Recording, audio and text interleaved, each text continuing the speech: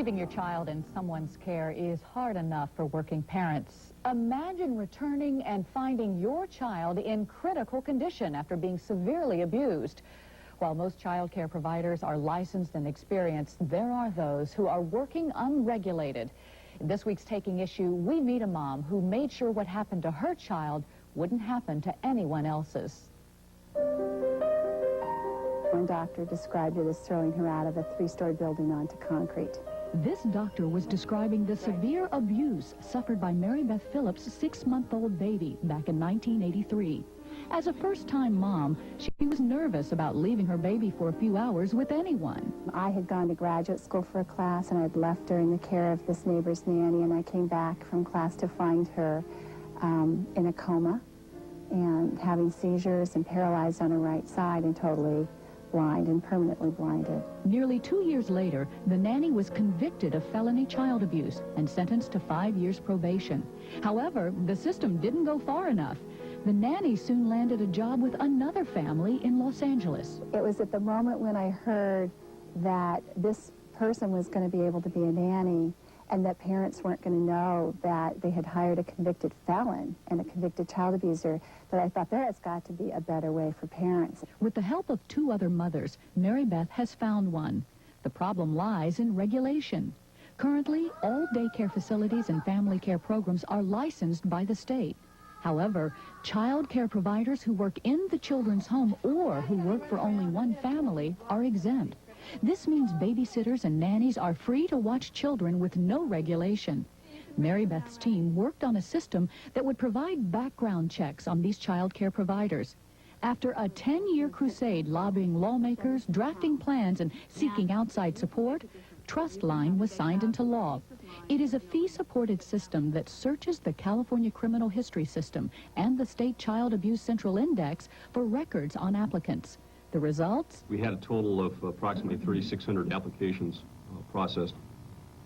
Of that number, approximately 200 were identified in our criminal history system, and approximately 60 also had substantiated child abuse in our Child Abuse Central Index. That means 7% of the people who actually go voluntarily and submit their fingerprints have murder convictions, have histories of manslaughter, willful child cruelty, child molestation, and physical abuse to children, among other horrible things. Thanks to Trustline, parents will not unknowingly hire these convicted criminals to care for their children. But this program is only the beginning. Child care is an issue facing nearly all working parents. That's where employers come in. What we know about child care is that what looks good may not be great because quality is generally in the caregivers. Louise Rush has spent 15 years consulting corporations on what they can do to ease child care burdens facing today's parents. She believes the problem lies in educating parents on the definition of quality care. What parents need is someone to answer the many questions surrounding their decision. Who are the right people to call? What is the difference between different types of daycare centers? What's best for my child? Where do I find quality child care? One of the things that employers can do is help employees navigate how to find it, because it is out there, but it's hard to find, and it's often difficult to pay for. Employers can begin by following some basic steps. Call the local child care resource and referral agency to receive child care brochures and community child care information. Offer noontime seminars for parents searching for daycare. Contract with a family resource service for child care and parental counseling. Establish a child care library for employees that includes books, videos, and magazines. For Mary Beth Phillips, the call for employers to help goes one step further. Incorporate Trustline into your employee resource list and help subsidize the cost. They need it and their employees need it. And that what they're actually losing are really wonderful, qualified people who choose to stay home or work part-time or give up careers because they're scared to death. Elizabeth is now 11 years old and is in the top 5% of her class. She reads and writes Braille and is even using a Braille computer to pursue her love of writing. The 10-year campaign to establish Trustline was time well spent for Mary Beth. This dedicated mom inspired not only other mothers, but her entire family. I'm proud of my mom for making a difference and trying hard to do something good. I hope it becomes nationwide and everybody stops doing child abuse. All three of my kids said that they believed that they could grow up and make a difference in the world. And I think that instead of being a victimized family, or instead of my daughter feeling like she's a victim, my daughter feels like she could be governor of California. That makes me really proud. California was one of the first states to establish child care resource and referral agencies for parents. There is one in each county.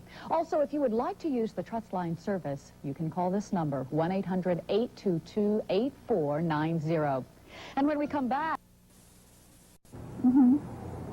I want to find that floppy bunny for you.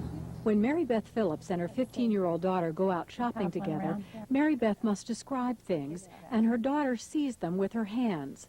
That's because Elizabeth is blind. Her disability was the tragic result of being violently shaken by a nanny when she was an infant. I would watch my daughter try to recover from the massive injury she had at the time, and I said to myself, if she can do that, I can do this. Today at the state capitol, this family joins others in supporting an important safeguard for children and their parents. Trustline is the child protection program of the California Department of Justice, the State Department of Social Services, and the nonprofit California Child Care Resource and Referral Network. It screens nannies and babysitters for criminal activity and child abuse reports. Your baby. To you, nothing's more important. Currently, daycare homes and child care centers are required by state law to be licensed. These child care providers are screened by the Department of Justice using fingerprinting. Trustline is the only background check for nannies and babysitters that has access to the Department of Justice records, and that's a very, very important distinction.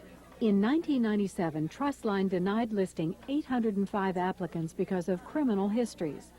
Asking a nanny applicant to register with Trustline won't guarantee the best person to care for your child, but it adds a safety check that could help parents keep their children safe.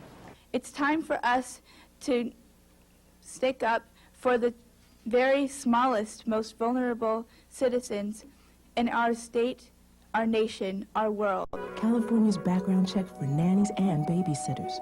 Trustline can be reached by calling 1-800-822-8490. This is Susan Atkinson reporting.